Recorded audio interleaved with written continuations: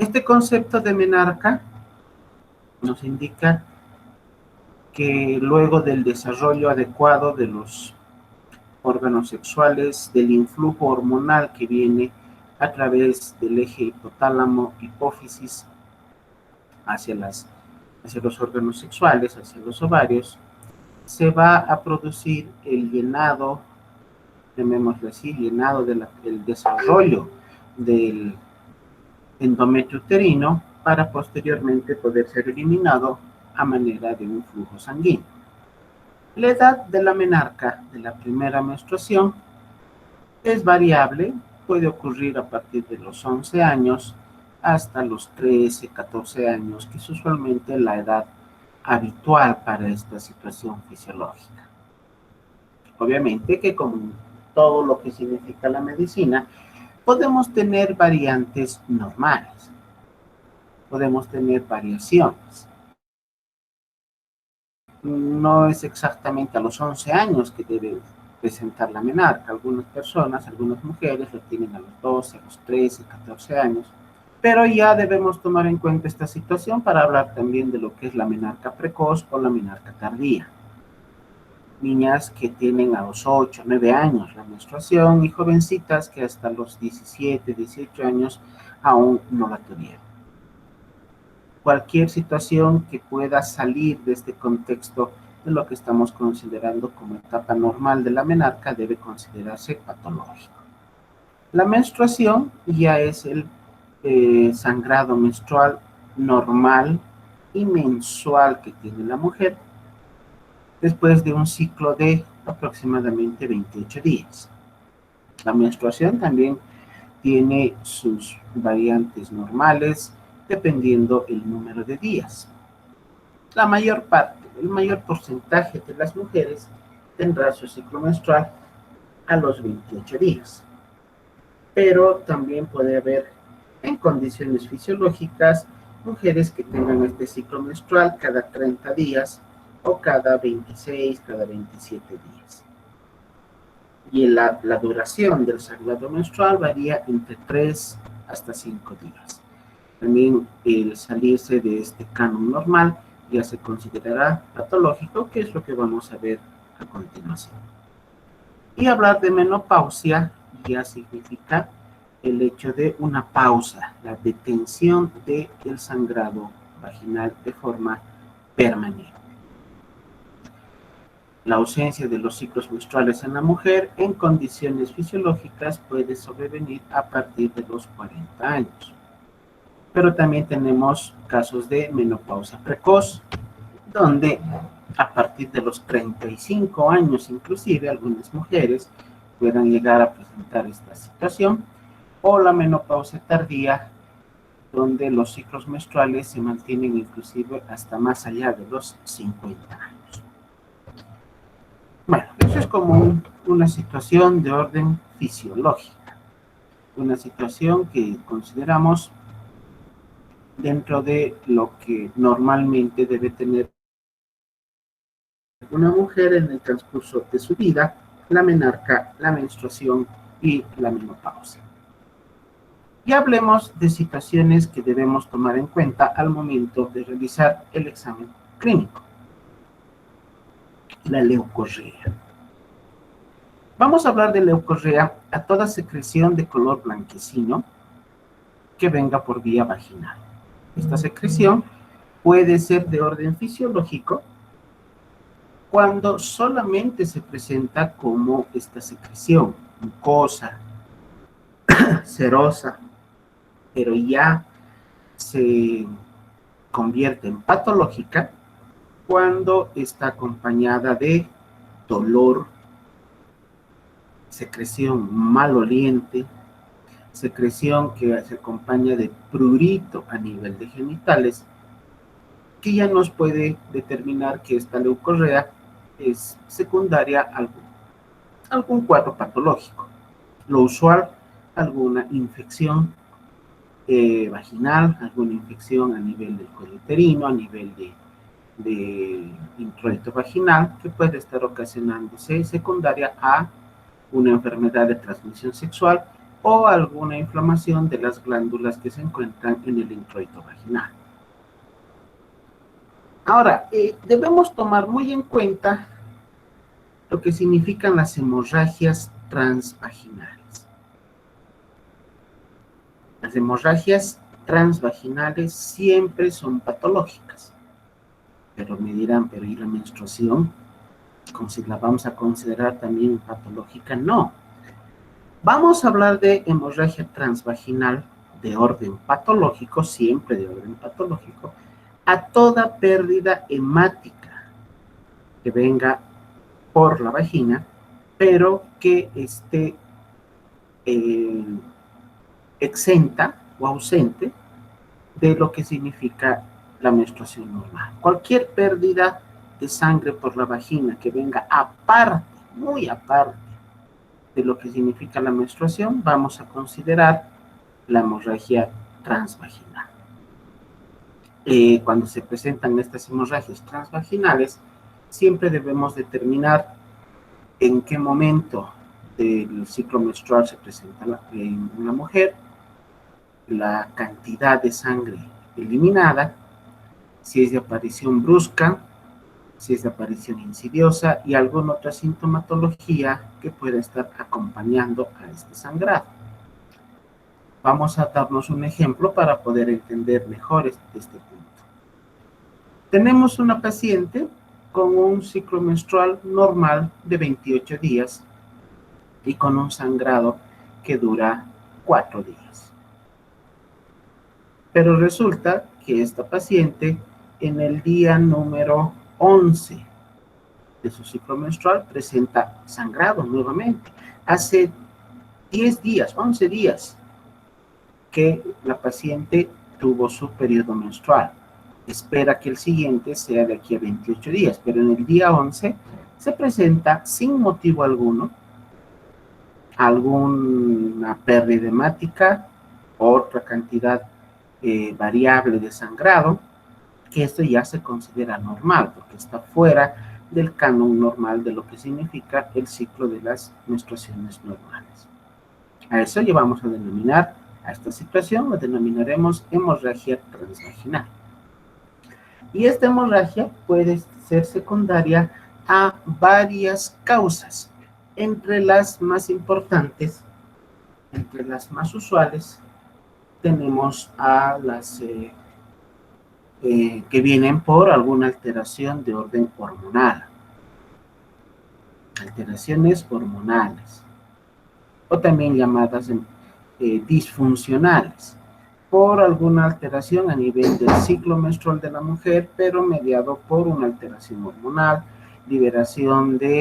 alteración en la liberación del factor liberador de hormonas sexuales en hipotálamo, alteración de la liberación de hormonas sexuales en hipófisis de la LH o de FSH, o de las hormonas sexuales como los estrógenos a nivel de ovarios.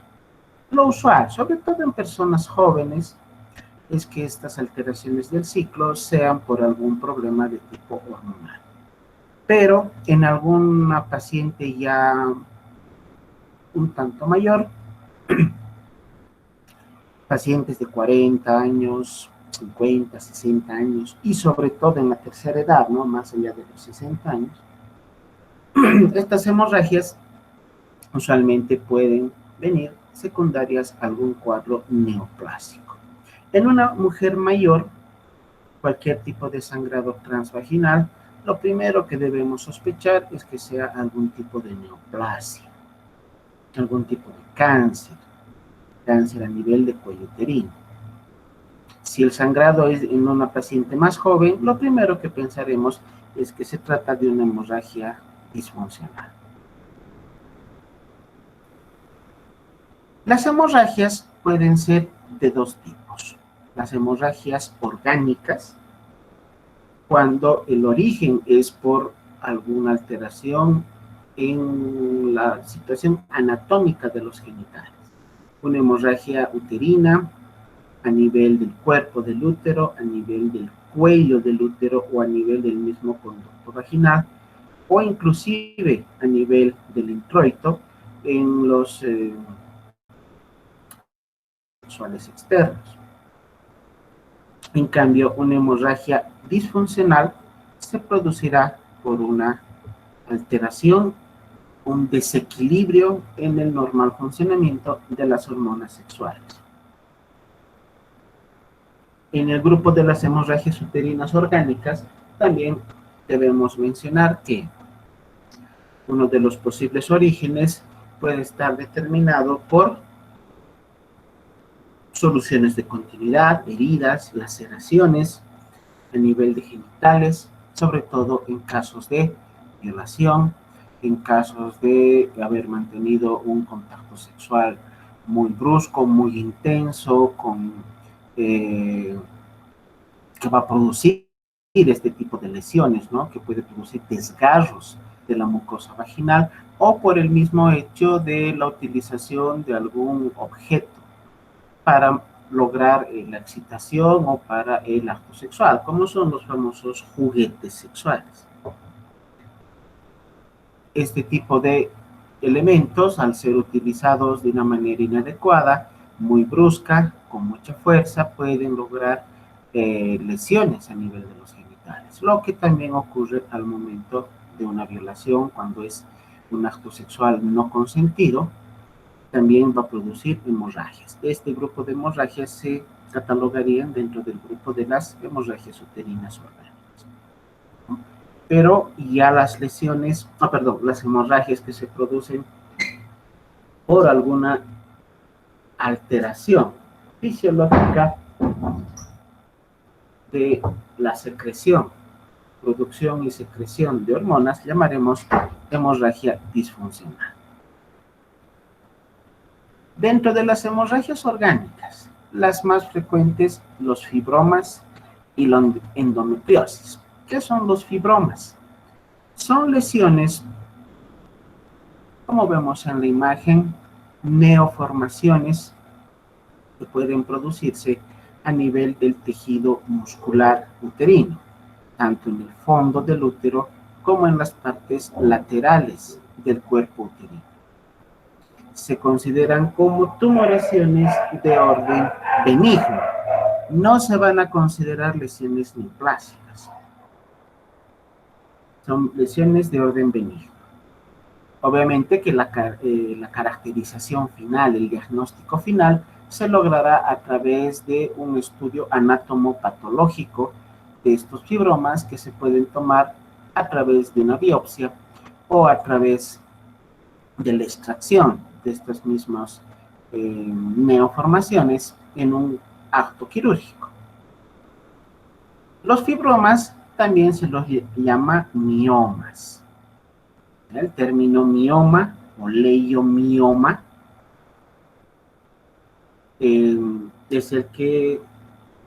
son los términos con los cuales los conocemos a estas lesiones de manera más frecuente. Pero el término más adecuado, el término correcto, es hablar de fibromas uterinos. La endometriosis, otra causa de hemorragia orgánica, se refiere a que existe tejido endometrial, tejido que se produce en el interior del endometrio, que es el causante del sangrado en el ciclo menstrual, pero fuera de la cavidad uterina. El mismo tejido de la cavidad del útero se presenta, pero fuera del útero. Puede estar presente a nivel de trompas, a nivel de ovarios, a nivel de peritoneo o inclusive en algún órgano intraabdominal. Esta localización ectópica del tejido endometrial se puede producir por alteraciones de orden congénito, sobre todo por este origen, y obviamente producirán hemorragias bajo el influjo de las hormonas sexuales en el momento de la menstruación. El día que a la mujer le tiene que venir su periodo menstrual, sangrará el interior uterino por desprendimiento del endometrio, pero cualquier otro órgano que contenga en su composición células, tejido endometrial sangrará al mismo tiempo. Sangra ese momento el útero y puede sangrar bajo el influjo hormonal la trompa, el ovario, el peritoneo o cualquier órgano abdominal donde se encuentre tejido endometrial. A esto denominamos endometriosis. Las hemorragias disfuncionales son aquellas que hemos mencionado como una alteración en la secreción y liberación normal de las hormonas encargadas del control de los órganos sexuales. Hormonas que vienen de la hipófisis, la LH y la FSH, y que son liberadas por influjo del factor liberador hipotalámico. A la hemorragia disfuncional, o las hemorragias disfuncionales, tienen distintos nombres, distintas características, dependiendo del tipo de sangrado, cantidad del sangrado y días dentro del ciclo menstrual en los cuales se presenta dicho sangrado. La metrorragia, vamos a denominarlas así a la hemorragia menstrual abundante o muy prolongada, donde el sangrado menstrual dura más días de lo normal o se presenta en cantidad mayor a lo normal. Y a las características de cada una de estas metrorragias las vamos a ver a continuación. Pero antes de eso, también hablaremos respecto a lo que es la menarca precoz y la menarca tardía, donde la menarca precoz vamos a denominarla cuando aparece antes de los 9 años de edad y la menarca tardía más allá de los 14 o de los 15 años. Es más frecuente la menarca tardía que la menarca precoz. Ambos se producen por una maduración. En el caso de la menarca precoz, una maduración prematura del hipotálamo, de la hipófisis o de los mismos órganos sexuales internos en la niña, y la menarca tardía por una maduración tardía justamente de estos mismos órganos. En la literatura mundial están descritos casos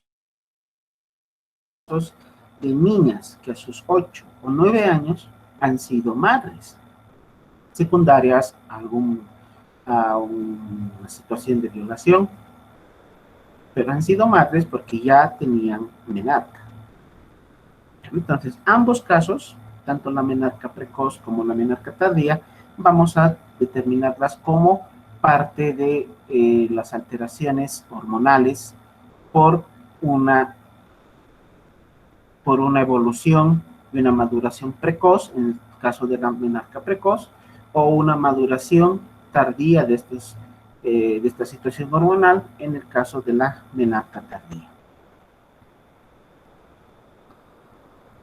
Bueno, ahora veamos con mayor detalle las alteraciones de las hemorragias disfuncionales. El primer concepto que vamos a ver, el de la amenorrea. El prefijo a siempre significa ausencia, sin. Amenorrea significa sin menstruación, sin sangrado menstrual o ausencia de la menstruación. ¿Puede haber amenorrea fisiológica? Sí. Una niña que nunca ha tenido un periodo menstrual, una niña de 8, 10 años, usualmente no está con el periodo menstrual en condiciones fisiológicas y llamaremos a esta situación amenorrea, pero una amenorrea fisiológica. O también se la denomina como amenorrea primaria. ¿Ya? Entonces, ¿cuál es el concepto de amenorrea primaria? A la ausencia de sangrado menstrual antes de la menarca. Eso denominamos amenorrea primaria. Ausencia del sangrado menstrual antes de la menarca. También hay otra variedad que se llama la amenorrea secundaria, otro tipo que es la amenorrea secundaria.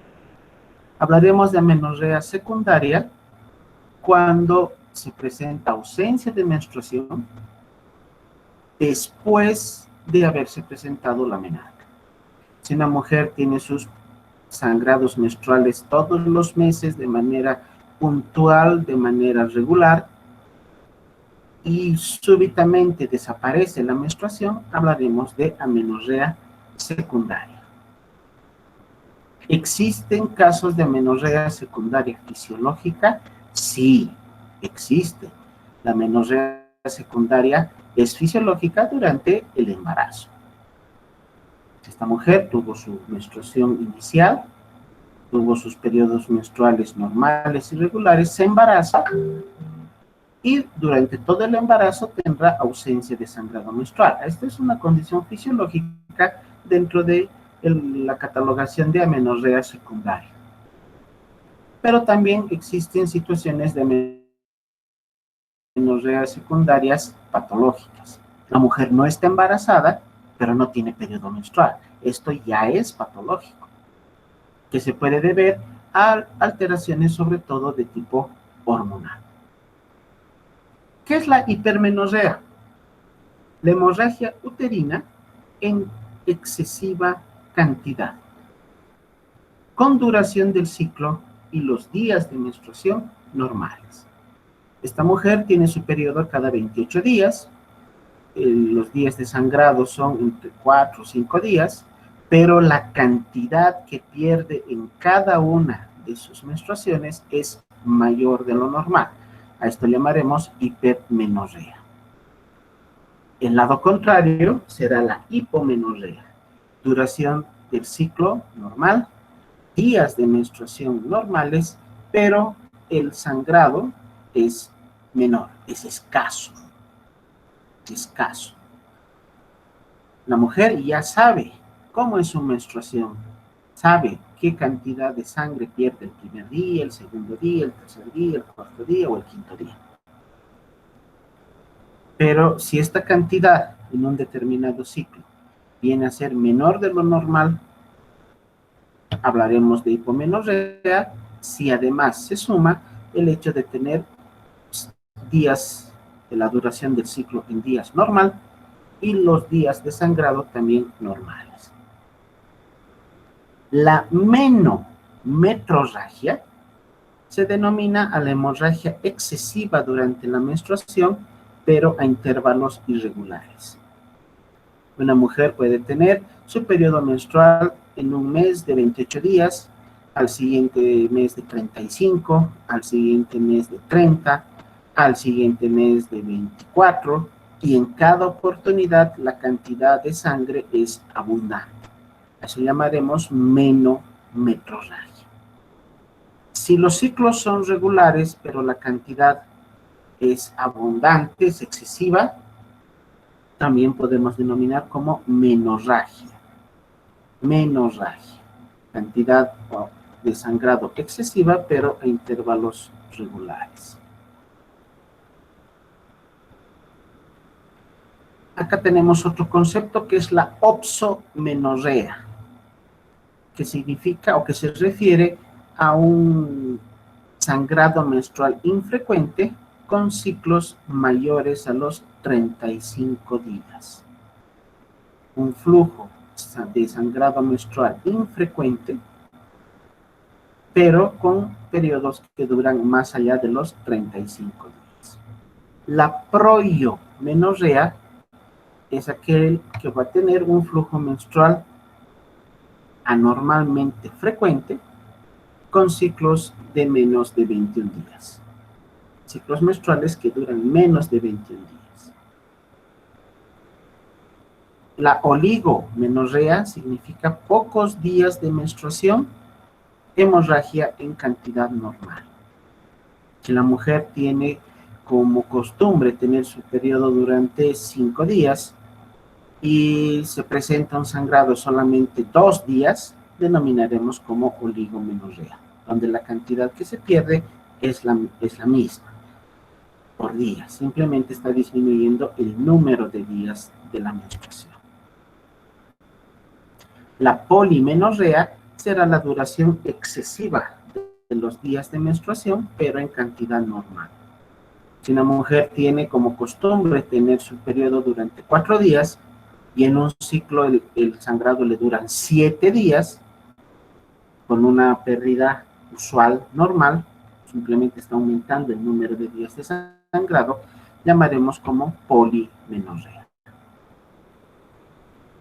Estas variantes que les he mencionado en las últimas diapositivas son las que debemos conocer adecuadamente, son las que debemos memorizarlas para poder catalogarlas y poner como diagnósticos en el caso de que nos encontremos con alguna de estas variantes. Algunas otras situaciones que también pueden o debemos tomar en cuenta con las alteraciones relacionadas al ciclo menstrual. La menstruación vicariante es la aparición de hemorragia en varios órganos a la vez, que puede aparecer simultáneamente con el sangrado menstrual o lo usual, ¿no? Que esté junto con el sangrado menstrual, pero también se puede presentar en ausencia de este sangrado menstrual. O sea, sangrado en otras zonas, en otros órganos, acompañando al sangrado menstrual. La mujer tiene su periodo menstrual normal y al mismo tiempo presenta epistaxis. Presenta sangrado a nivel del aparato respiratorio, del aparato digestivo, puede presentar sangrado en vías urinarias, puede presentar hematuria, puede presentar cualquier tipo de sangrado en otros órganos distintos que se suman al sangrado menstrual. Eso vamos a denominar menstruación vicariante. Menopausia precoz, aquella menopausia que se va a presentar antes de los 40 años, y la menopausia tardía, aquella que se presenta más allá de los 50 años. Yo tengo familiares que han presentado menopausia precoz. Una familiar mía tiene su menstruación ausente desde los 35 años. Luego de haber tenido a su hijo, presentó su menopausia a los 35 años. Pero también tengo otra familiar que ya sobrepasa los 50 años y que todavía persiste con sus sangrados menstruales. O sea que estas situaciones de la menopausia precoz o tardía son bastante frecuentes.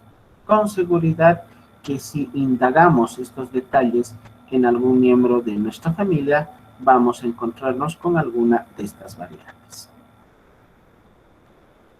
La criptomenorrea se refiere a la percepción de los síntomas subjetivos que acompañan a la menstruación, pero en ausencia de sangrado. Los síntomas subjetivos de la menstruación es lo que denominamos el síndrome premenstrual. Toda mujer, antes de que le venga su periodo, tiene presencia de cierta sintomatología que le avisa que dentro de poco le va a venir su periodo. ¿Cuáles son estos componentes del síndrome premenstrual? Dolor a nivel de la zona del hipogastrio, turgencia de los senos, puede haber dolor a nivel de la pelvis, una congestión a nivel de los órganos intrapélvicos, y también puede haber inclusive alteraciones de tipo psicológico, cambios de humor en la mujer. A eso denominamos los síntomas premenstruales. Entonces, si se presentan los síntomas del síndrome premenstrual, pero la menstruación no se presenta, denominaremos criptomenorrea. Y en cuanto a la proiomenorrea y la oximenorrea, ya las hemos visto en diapositivas previas. La hipermenorrea, que es el sangrado excesivo durante un ciclo, pueden ser debidas a estas alteraciones. alteraciones de la hemostasia, cuando los factores de la coagulación sanguínea están alterados. Laboratorialmente se puede determinar a través de un coagulograma, tiempo de protrombina elevado más allá de los 12 segundos, un recuento plaquetario bajo, que puede ser también motivo de un sangrado abundante. También la hipermenorrea puede ser secundaria a alteraciones orgánicas como los miomas uterinos o por causas de pólipos intrauterinos, endometriosis, ¿no?, que hemos mencionado como la presencia de tejido endometrial fuera de la cavidad uterina. Una tercera causa podemos mencionar a las alteraciones funcionales endocrinológicas del ovario, como la hiperplasia quística o los ovarios poliquísticos, y enfermedades de tipo endocrina como el hipertiroidismo o el hiperpituitarismo. En la semiología de la tiroides, al hablar de hipertiroidismo, se menciona que una mujer con hipertiroidismo puede llegar a presentar alteraciones menstruales caracterizadas por abundante sangrado menstrual o periodos menstruales irregulares, sobre todo de menor duración. Esto dificulta que una mujer con hipertiroidismo, que además se acompaña de estas alteraciones en el ciclo menstrual, pueda llegar a embarazarse. Dificulta el embarazo. No es que sea imposible, pero dificulta el embarazo. La hipomenorrea puede ser también debida a alteraciones en la secreción normal de las hormonas tiroideas, como es el caso del hipotiroidismo. La mujer hipotiroidea llega a presentar ciclos menstruales también irregulares y con sangrado menor de lo usual, pero también puede deberse a un hipogonadismo o una disminución o ausencia del desarrollo normal de las gónadas femeninas. Esta alteración en cuanto al desarrollo de los órganos sexuales femeninos puede deberse a causas orgánicas o algún tipo de patología de orden endocrinológico.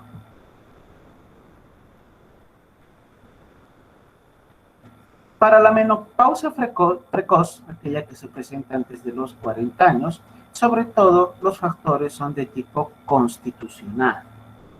¿A qué se refieren los de tipo constitucional? Estos elementos que van a depender de la constitución física de la persona, y esta constitución física toma bastante o hace hincapié en lo que es la obesidad, en lo que es el desarrollo de los órganos sexuales. Siempre en estos casos hay que preguntar a qué edad le vino la primera menstruación, inicio de las relaciones sexuales, número de embarazos, posibles abortos que hubieran presentado durante su vida, tanto abortos espontáneos como abortos ocasionados. Todos estos elementos pueden llegar a determinar la presencia de una menopausia precoz. Y en la menopausia tardía, aquella que persiste más allá de los 50 años,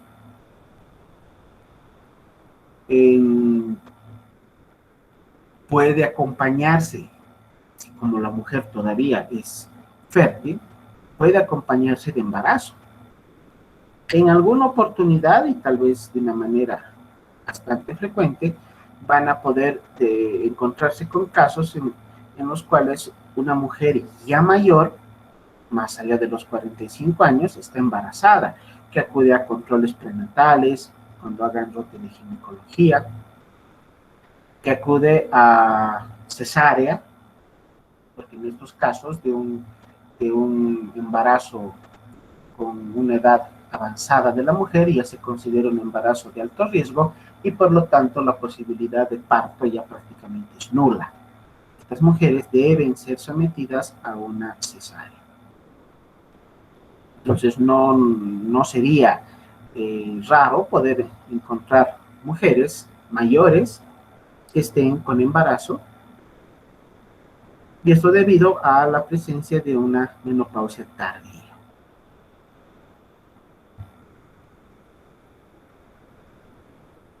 De igual manera que en el varón, en la mujer se pueden presentar alteraciones de la libido. Alteraciones para lo que se llama el deseo sexual o el mantener un contacto sexual en condiciones normales. El más común es la dispareunia, dolor durante el acto sexual sin que exista ningún tipo de obstáculo, ningún tipo de situación que pueda impedir el contacto sexual. Este dolor está referido a la zona intravaginal, pero se va también a referir hacia la zona pélvica, sobre todo la zona del ano, la zona del coxis o inclusive hacia la zona abdominal. La mujer empieza a mantener el contacto sexual y al cabo de un par de segundos o minutos empieza a presentar dolor muy intenso, que obviamente obliga a la detención del contacto sexual. Se puede deber alteraciones en la normal posición que tiene el útero dentro de la pelvis.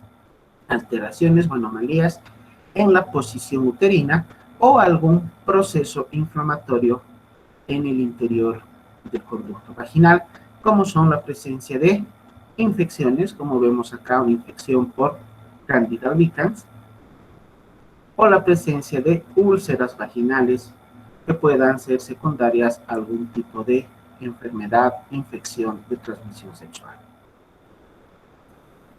La nerviosidad postcoitum es otra alteración de la libido, donde la mujer presenta un estado de depresión, un estado de culpa, luego de haber mantenido un acto sexual normal, donde por situaciones de orden psicológico o emocional, sobre todo esto se presenta en las relaciones sexuales premaritales o cuando la mujer tiene una edad corta, o sea, es jovencita, adolescente.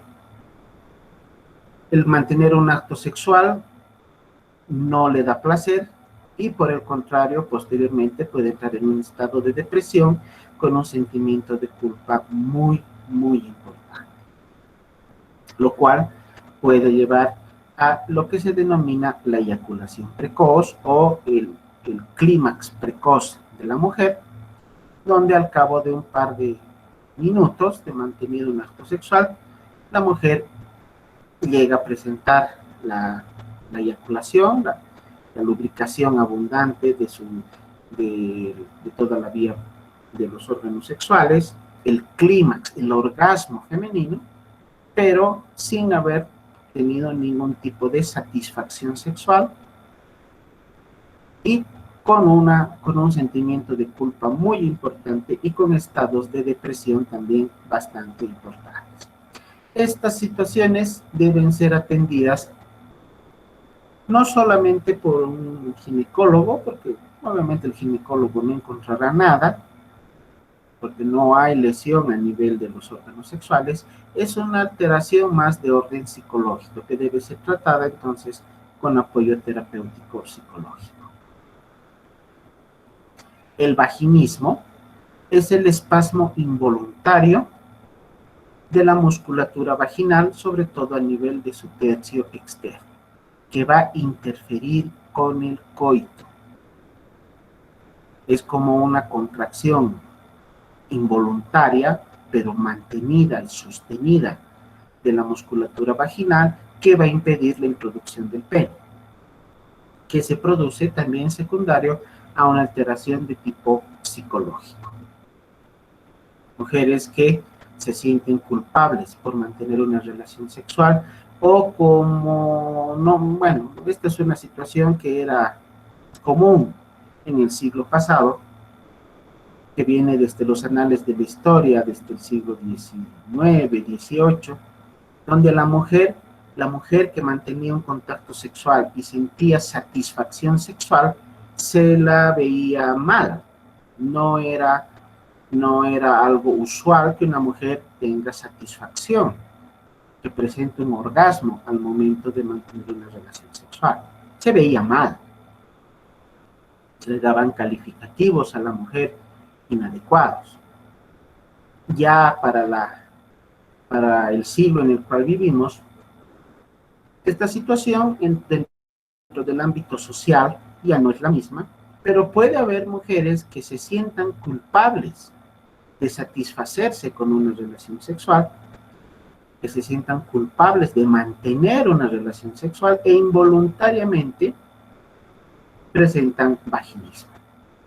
Este tipo de alteraciones también debe ser atendido a través de terapia psicológica. Y la famosa frigidez es aquella situación en la cual la mujer no encuentra ningún tipo de placer al momento de mantener la relación sexual. No tiene deseo alguno de mantener una relación sexual. Y si lo hace, no encuentra ningún placer. No logra excitarse. Esta situación es también secundaria a un disturbio, una distorsión tanto emocional como afectiva, por las mismas causas que les he mencionado previamente. No hay ningún tipo de alteración endocrinológica, no existe ningún tipo de lesión orgánica a nivel de los órganos sexuales, es simplemente una alteración de tipo emocional. Bueno, hablemos ahora sobre lo que es el flujo vaginal. Ya hemos mencionado que el flujo vaginal puede presentarse en condiciones fisiológicas, pero también en condiciones patológicas. El flujo vaginal, cuando se presenta, debemos ver las características físicas que tenga. Es en condición normal, de aspecto claro, blanquecino, viscoso e inodoro, no tiene olor. Se lo denomina filante por el hecho de que cuando se pone el flujo vaginal entre dos dedos y vamos separando los dedos, se mantiene, se estira como un elástico, para que me entiendan. Se estira hasta cierto punto en el cual recién se rompe. Esto se denomina un flujo filante. Es la condición normal del flujo vaginal. Este flujo vaginal, en condiciones fisiológicas, se presenta durante la estimulación sexual, previo al acto sexual, justamente para lubricar las paredes vaginales e impedir que el acto sexual produzca algún tipo de irritación, inflamación o lesión del conducto vaginal. La composición del flujo vaginal normal está constituida por células de tipo exfoliativo, los bacilos, famosos bacilos de Bode-Rhein, que son exclusivos del conducto vaginal, líquido, que tiene también una composición líquida a manera de un trasudado y puede contener una cierta cantidad escasa o pequeña de leucocitos. La presencia del flujo vaginal está mediada por la acción de los estrógenos. Ahora, podemos encontrar otro tipo de lesiones, otro tipo de características del flujo que ya vamos a considerar patológica, como la leucorrea. En nuestro medio, muchas de las pacientes denominan a la leucorrea como la regla blanca. así la conocen, regla blanca. Entonces, al momento de referirnos a este flujo blanquecino, a la leucorrea, para que la paciente nos entienda, podemos utilizar ese término de regla blanca. La leucorrea es un flujo blanquecino. La mixorrea es un flujo mucoso y transparente. La xantorrea, de color amarillento. La clororrea, de color verde. La hidrorrea es acuoso, prácticamente como agua. Ahí pierde su situación de filancia, ya el flujo ya no es filante, porque es como querer agarrar agua entre dos dedos. Y la quilorrea es la característica similar a la del quilo, lo que encontramos dentro del intestino delgado.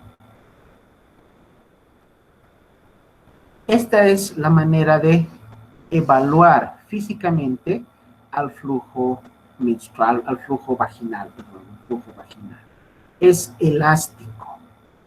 Esta es la característica filante que tiene el flujo vaginal. Fíjense cómo al colocarlo entre dos dedos e irlo separando, mantiene su adherencia entre sus moléculas. Por eso es elástico, pegajoso, de color blanquecino. Y cuando se lo va separando, se vuelve transparente. Esa es la manera de poder evaluar el flujo. Como alteraciones ya de los órganos sexuales, podemos encontrar al hermafroditismo.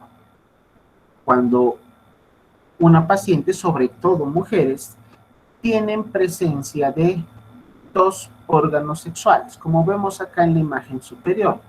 Vemos un esbozo de pene, con cuerpo y glande, pero por debajo también vemos un esbozo de un introito vaginal.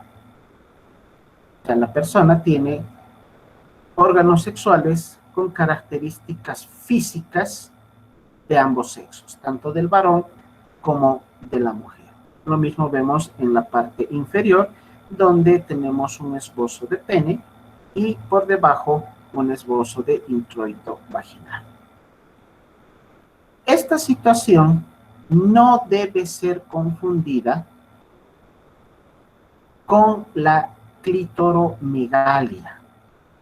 En condición normal, existen mujeres que tienen el clítoris bastante desarrollado, muy grande, pero son mujeres. No tienen hermafroditismo, es simplemente un aumento de tamaño del clítoris que puede llegar a asemejar a las imágenes que estamos viendo. Entonces, no confundir el hermafroditismo con la clitoromegalia. El pseudo-hermafroditismo femenino se presenta por un aumento a nivel de los andrógenos, pero en la vida intrauterina, por tumores a nivel de las adrenales, de las glándulas suprarrenales o de los ovarios. O también se puede producir por una hiperplasia del tejido suprarrenal, también de orden congénito. Este pseudohermafroditismo también tiene la característica de presentar físicamente las características de los órganos sexuales externos de ambos sexos, tanto del varón como de la mujer, pero esto se produce por estas alteraciones de orden hormonal, por eso se llama pseudohermafroditismo. En cambio, el hermafroditismo como tal se produce ya por alteraciones orgánicas. El hermafroditismo por alteraciones orgánicas en la característica anatómica de los órganos y el pseudohermafroditismo por alteraciones de tipo hormonal. Esto es lo que les mencionaba, la clitoromegalia, aumento anormal del clítoris que se presenta en condiciones fisiológicas, normales. No pensar que se trata de un hermafroditismo. Obviamente que para poder determinar adecuadamente habría que hacer hasta un estudio de tipo hormonal o cromosómico, ¿no? Para determinar la característica de los cromosomas como XX en la mujer. Esta característica de la clitoromegalia puede ser de orden congénito, la niña ya nacer con un clítoris grande, o puede ser mediado por algún influjo endocrinológico, sobre todo por las hormonas de las glándulas suprarrenales. Pero en la mayor parte de los casos, la clitoromegalia se considera normal. No implica ningún tipo de patología en vista de que no da ningún tipo de sintomatología y no se considera como una situación que amerite algún tipo de tratamiento. El himen es la capa delgada, fina, que recubre el introito vaginal.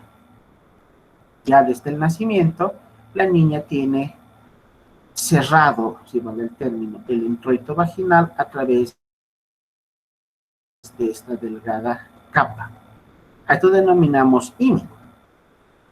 El himen podemos o debemos determinar si es un himen de características normales o de características patológicas, que vamos a ver posteriormente. Los himenes normales son los que tienen la forma labial, semilunar, en forma de herradura o estrellado. En cambio, el himen anómalo está representado por la imperforación del himen. Desde que la niña nace, desde que la mujer nace, tiene el himen con una pequeña perforación que usualmente es en la zona central para que llegado el momento de presentar el periodo menstrual, la sangre tenga por dónde salir. Pero cuando se presente el himen imperforado, cuando la mujer empieza con sus ciclos menstruales, se va a retener la sangre dentro del conducto vaginal porque no hay por dónde salga, no hay por dónde se elimine la sangre y se puede ir acumulando dentro del conducto vaginal. A eso llamamos hematocolpos. La presencia de sangre en el interior de la vagina vamos a denominar como hematocolpos. Y si se presenta mes a mes el sangrado menstrual y se sigue acumulando la sangre, no hay por dónde salga porque el himen está imperforado, la sangre puede llegar a rebasar la capacidad que tiene el conducto vaginal y puede llegar a acumularse en el interior del útero, produciendo lo que llamamos como hematometra. El hematocolpos es la concentración o la acumulación de sangre dentro del conducto vaginal y la hematometra, la acumulación de sangre dentro de la cavidad uterina. Estas son las variedades normales de himen. El himen anular, normal, usualmente normal, donde la perforación se presenta a nivel de la zona central para que la mujer pueda tener su periodo menstrual y pueda salir la sangre de manera normal. El himen septado es aquel que presenta una pequeña división en la parte central. El himen cribiforme, que es el que presenta varias perforaciones más pequeñas, a manera de una criba, de una coladera, de una cernidora, como la que tenemos en la cocina, ¿no?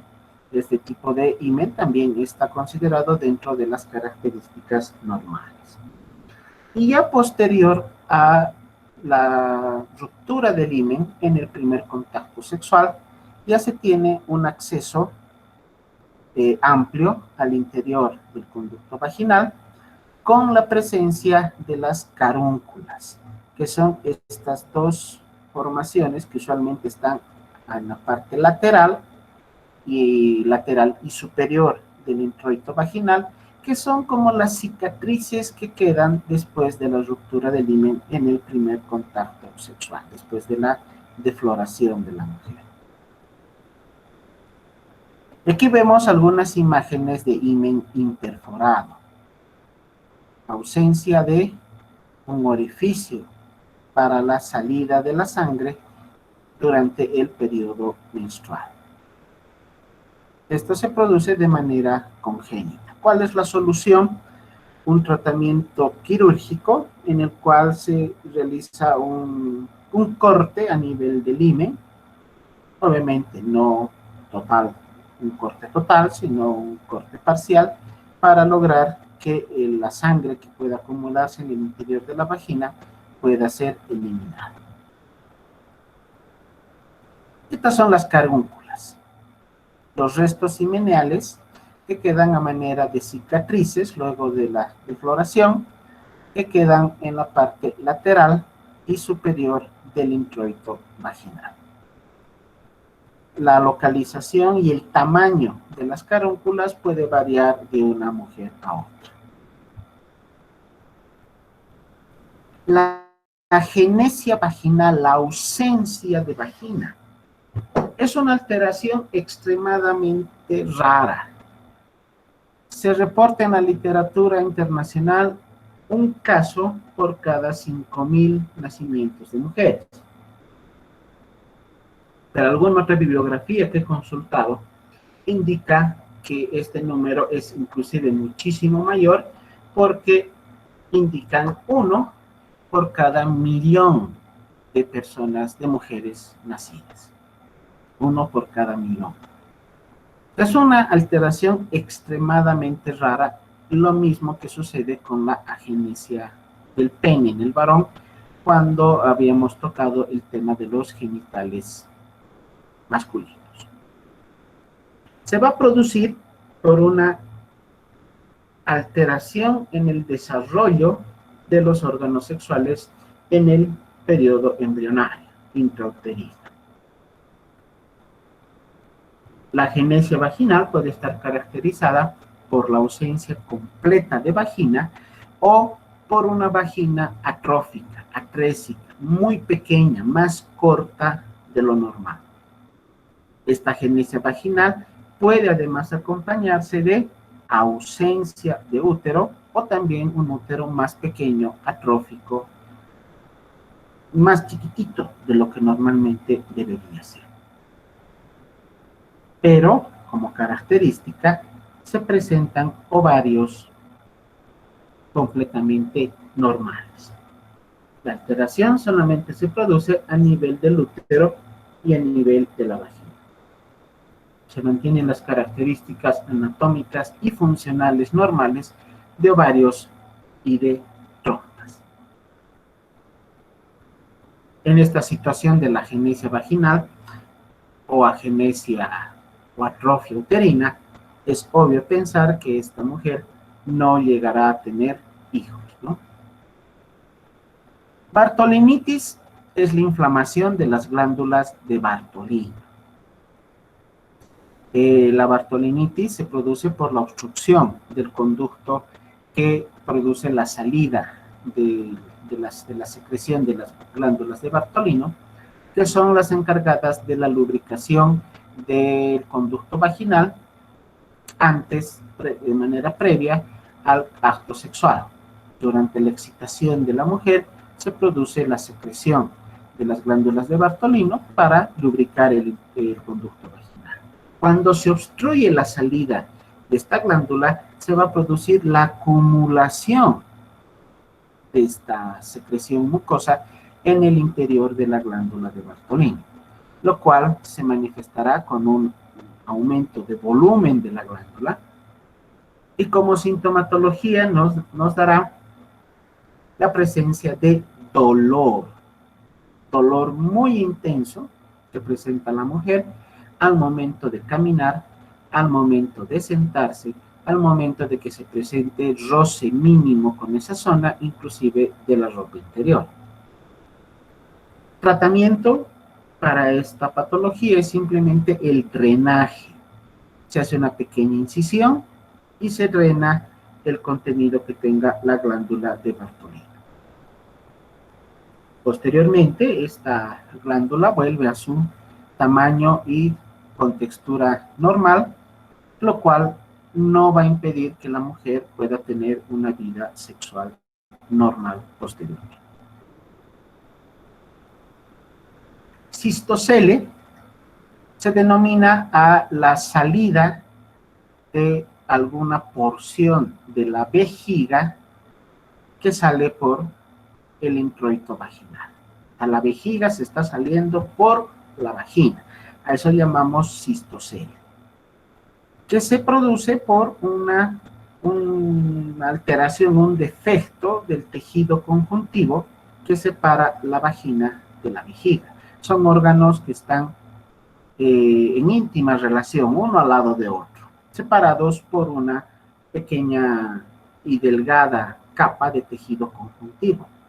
Puede haber un defecto, una separación del tejido conjuntivo, lo cual va a permitir que la parte, una porción de la vejiga, por aumento de la presión que existe dentro de la vejiga, pueda sobresalir inicialmente al interior del conducto vaginal y posteriormente sobresalir por el introito vaginal.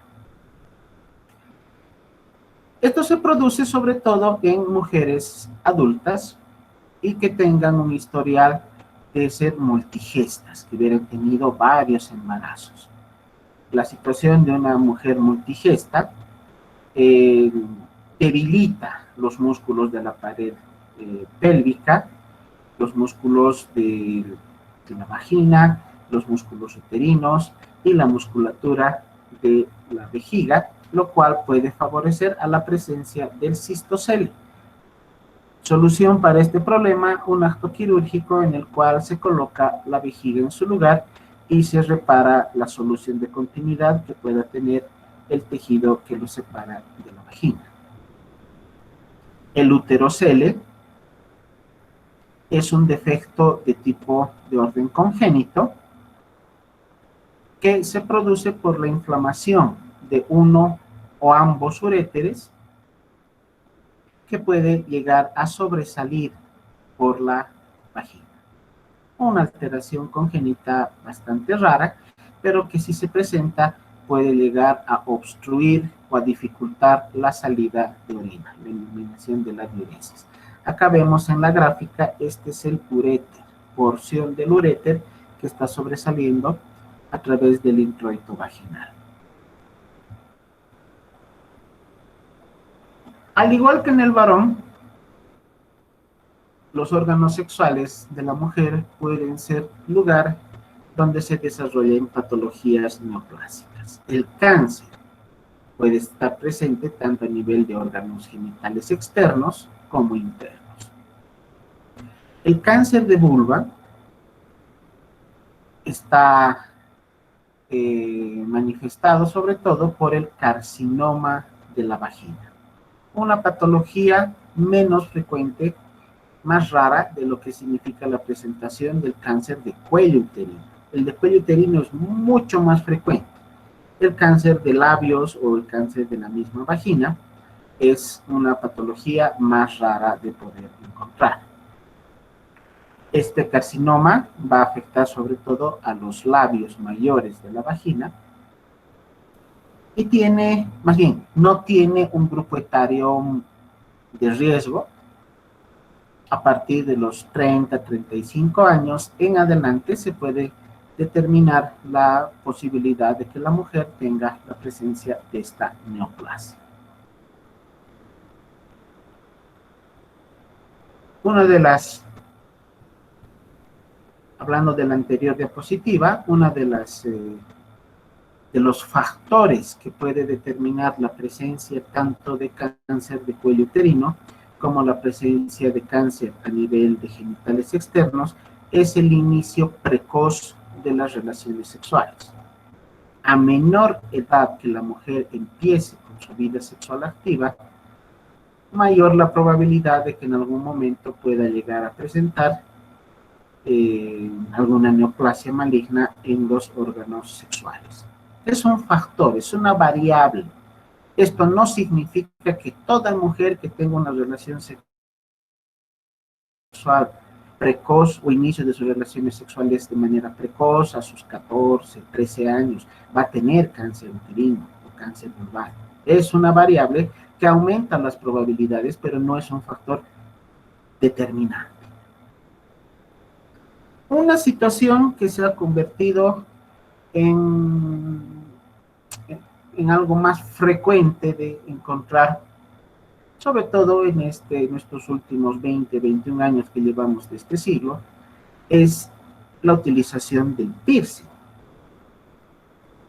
No solamente el piercing a nivel de zonas visibles, ¿no? Como son la nariz, el labio, la lengua o el pabellón auricular, sino también piercing a nivel de genitales. La utilización de un piercing en la zona de los genitales también tiene como, o se convierte en un factor de riesgo para la presencia de infecciones en esta zona vulvar, que puede estar mediada por un adecuado instrumental que se utiliza al momento de colocar el piercing, objetos contaminados que puedan producir inclusive infecciones como el VIH. Es igual que cuando uno se hace un tatuaje. En los tatuajes también la probabilidad de contraer VIH, de contraer hepatitis, de contraer tétanos, de contraer alguna infección cutánea como la erisipela o el impétigo, por infecciones bacterianas, estas últimas, es muy grande cuando el personal que realiza estos procedimientos del tatuaje o la colocación de los piercings no utiliza un material estéril o no toma las medidas de asepsia y antisepsia correspondientes. Desde el punto de vista médico, no es recomendable la colocación de un piercing a nivel del clítoris.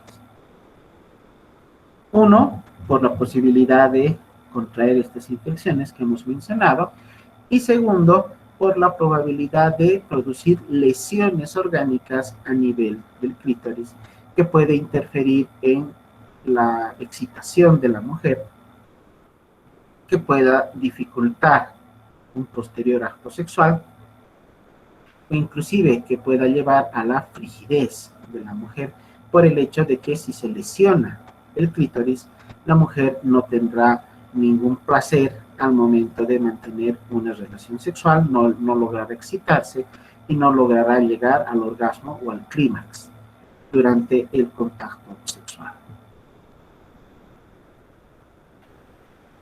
Las leucorreas hemos denominado a cualquier tipo de flujo de color blanquecino o amarillento, amarillo claro, que se presentan a través de la vagina. Se consideran patológicos cuando se acompaña de dolor a nivel vaginal, referido a la zona anal, a la zona de la pelvis, o inclusive a nivel abdominal, o cuando se acompaña de prurito, de un ardor genital bastante intenso, que se debe sobre todo a infecciones a nivel de la vagina, secundarias a alguna enfermedad, sobre todo de transmisión sexual. En condiciones fisiológicas también se presenta leucorrea, ese flujo blanquecino, filante, mucoso, transparente que hemos mencionado previamente, que se presenta tanto en la situación previa al acto sexual, durante la excitación de la mujer o en el periodo de la ovulación. Pero en esas circunstancias, este flujo menstrual, esta leucorrea, no va a producir prurito ni dolor. Durante la ovulación o durante la excitación previa al contacto sexual, no hay dolor, no hay prurito, no hay ninguna otra alteración, por eso se las considera como situaciones fisiológicas. Bueno, y por último, para poder evaluar a la mujer en cuanto a las características de los órganos sexuales internos, se debe realizar el tacto vaginal. El tacto vaginal es para el ginecólogo su principal herramienta para poder determinar alguna alteración a nivel de los órganos sexuales internos al momento de realizar la exploración ginecológica de la mujer, o también se realiza el tacto vaginal cuando se está evaluando el trabajo de parto para determinar el borramiento, la dilatación cervical o el borramiento del cuello uterino. Para realizar el tacto vaginal, al igual que hablábamos cuando veíamos el tacto rectal para evaluación de la próstata, debe realizarse siempre con todas las medidas de higiene, de asepsia, de antisepsia y con todas las características propias de una exploración médica. Manos enguantadas, lubricación que se realiza con la utilización de vaselina, o inclusive se puede utilizar un anestésico en gel. Tenemos en el ámbito farmacológico la lidocaína en gel, que también podemos utilizar para disminuir el dolor que pueda presentar nuestra paciente. Cuando se realiza el tacto vaginal, primero se determina el área externa, cómo está la característica de los genitales externos, los labios mayores, los labios menores, localización y características del clítoris, la localización y ubicación de la uretra. Debemos determinar adecuadamente todas las características externas de los genitales de la mujer. Luego vamos introduciendo usualmente el dedo índice y medio o ambos para poder realizar el tacto vaginal. Cuando los dedos están introducidos en el interior de la vagina, se debe determinar las características de la pared. Es una pared relativamente rugosa, determinar presencia de algún punto doloroso. Podemos evidenciar la temperatura que existe en el interior del conducto vaginal, determinar algún punto doloroso y sobre todo en la parte posterior, donde se encuentra el fondo del saco de Douglas. En presencia de líquido dentro de la cavidad abdominal, por gravedad, se acumulará en el interior del fondo de saco de Douglas. Y al momento de realizar el tacto vaginal, palpando el fondo de saco de Douglas, que se encuentra a los lados, ambos lados del cuello uterino, podemos despertar dolor si este fondo del saco de Douglas está lleno. También al momento de realizar el tacto, palpamos el cuello uterino. Se puede inclusive realizar algún pequeño movimiento de lateralización del cuello uterino para poder encontrar dolor. Cuando se encuentra dolor se denomina signo de Pratt. Y por último determinamos si el cuello uterino está abierto o cerrado. Usualmente debe estar cerrado. Está cerrado, no permite la introducción ni siquiera de la punta del dedo. El cérvix uterino se abre al momento de eliminar el contenido uterino en el sangrado menstrual o durante el trabajo de parto. Y también determinar el borramiento, o sea, la pérdida del espesor del cérvix, que va disminuyendo al momento también del parto. En una mujer, cuando evaluamos los genitales externos, en la anamnesis debemos determinar la presencia de dispareunia, vaginismo, frigidez o ninfomanía al momento de mantener un acto sexual. O sea, debemos en la anamnesis preguntar los antecedentes de cuando empezó su contacto sexual, o sea, inicio de vida sexual, características de los ciclos menstruales, posibilidad en la presencia de alguna alteración al momento del contacto sexual, como son los conceptos de dispareunia, vaginismo, frigidez o ninfomanía, y también determinar el historial genésico. ¿Cuántas veces la mujer se ha embarazado? Si ha sido un embarazo que se ha logrado de manera normal o hubo alguna dificultad para que la mujer se embarace, si tuvieron o si la mujer tuvo que recurrir a algún tipo de tratamiento para poder embarazarse, como es la estimulación de la ovulación. Hay medicamentos que, tomándose en forma regular, producen una mayor liberación de óvulos al momento de la ovulación, lo cual puede favorecer a un embarazo. Pero el tomar esta medicación también puede llegar a ser contraproducente porque es la causa para la cual se presenten gemelos, trillizos o cuatrillizos. Al haber más de un óvulo con posibilidad de fecundación, existe la probabilidad de que el embarazo llegue a ser múltiple. También debemos determinar en el historial genésico número de partos, número de cesáreas y causas de las cesáreas, y si hubieron abortos espontáneos o provocados. Cuántas veces la mujer se ha embarazado y si tuvo algún problema durante los embarazos, si fueron embarazos normales, si hubo algún tipo de patología durante el embarazo, si realizó los controles prenatales correspondientes y si al momento de llegar al parto, el parto ha sido normal o tuvo que ser inducido o conducido, si hubo un parto prematuro, un trabajo de parto prematuro, si hubo algún problema en cuanto a retención placentaria, si la placenta pudo ser eliminada de manera fisiológica o tuvo que ser sometida a algún tipo de procedimiento para poder retirar la placenta después del parto. O sea, todos estos detalles inherentes a la vida sexual de nuestro paciente, a las características del historial de embarazos y partos o cesáreas, deben ser adecuadamente preguntados al momento de la anamnesis y tratar de recabar el mayor detalle. Es obvio pensar que para una mujer resulta hasta incómodo el poder dar detalles de su vida íntima.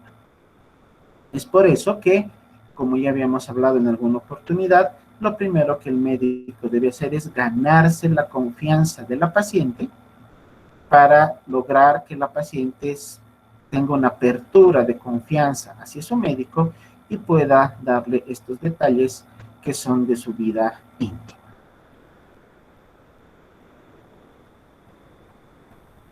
Estas son gráficas de cómo se realiza la palpación, el tacto vaginal, la mujer en posición ginecológica con los muslos flexionados sobre el abdomen y con las extremidades inferiores separadas para lograr un acceso adecuado hacia el introito vaginal, la introducción de los dedos en el conducto vaginal, que puede ser monomanual cuando solamente utilizamos una mano, pero lo ideal es hacer una maniobra bimanual, de tal manera que la mano que queda libre se coloca a nivel de la zona del hipogastrio y se hace una palpación profunda tratando de llegar a palpar el fondo uterino, de tal manera que el útero queda entre ambas manos, la superior que está en la pared abdominal y la inferior que es la que está realizando el tacto vaginal. Cuando realizamos la palpación bimanual, podemos también llegar a palpar anexos, las trompas, los ovarios, podemos determinar aumento de volumen de estos órganos, alteraciones morfológicas o anatómicas, presencia de dolor, presencia de cualquier tipo de alteración de tipo orgánica. También podemos evaluar el tamaño y la forma del útero. Gracias a esta palpación podemos llegar a ubicar malformaciones uterinas, alteraciones en la contextura normal de la pared uterina, presencia de neoplasias o tumoraciones, cuando son grandes, obviamente, ¿no? Cuando son grandes y se pueden llegar a palpar y sobresalen de una manera importante de la pared uterina, se las logrará palpar. Y al final retiramos los dedos, que llamamos dedos exploradores, para determinar las características del contenido vaginal. Si existe algún tipo de flujo, inclusive debemos llegar a oler, hay que acercar los dedos con el flujo vaginal hacia la nariz para poder determinar presencia de algún olor fétido que nos puede indicar la presencia de algún cuadro infeccioso. Y también no olvidarnos el palpar al momento final del tacto vaginal los labios, tanto mayores como menores, para poder evidenciar la presencia de bartolinitis, quistes, abscesos o algún otro tipo de lesión que encontremos a nivel de los labios. Estas son algunas imágenes de las infecciones que pueden presentarse en la mujer por algún tipo de proceso infeccioso, o sea, las características del flujo que se presenta. Un flujo blanquecino secundario a una vaginosis de orden bacteriana. Un flujo mucho más acuoso y lechoso en el caso de una tricomoniasis. Cándida. La cándida nos muestra un flujo blanquecino, pero la presencia de esa coloración típica blanca que se presenta en el introito vaginal, a nivel de los labios o inclusive en el interior del conducto vaginal, que se puede lograr observar a través de la especuloscopía. Y el flujo también tiene una característica como de la leche evaporada, aunque un poco más espesa, con mucho prurito, mucho ardor. A la mujer se torna una situación muy molestosa de poder tener este prurito en forma continua, permanente, que va a alterar su actividad diaria. La clamidiasis vaginal, por la infección por clamidias, nos puede presentar estas características de lesiones exuberantes a manera de coliflor que pueden llegar a deformar completamente lo que significan los labios tanto mayores como menores. Acá vemos el compromiso a nivel de labios menores, pero también en la zona externa, ¿no? Esta también es una infección de tipo sexual, es una enfermedad de transmisión sexual. Y en la parte inferior vemos cómo estas lesiones exuberantes a manera de coliflor se van extendiendo hacia la zona perineal y pueden inclusive presentarse en región anal. Todo esto va a estar mediado por las características de la vida sexual que tenga la mujer, si tiene la costumbre de realizar un acto sexual vaginal o anal. Esta es la manera por la cual la infección inclusive puede llegar hasta la zona perianal.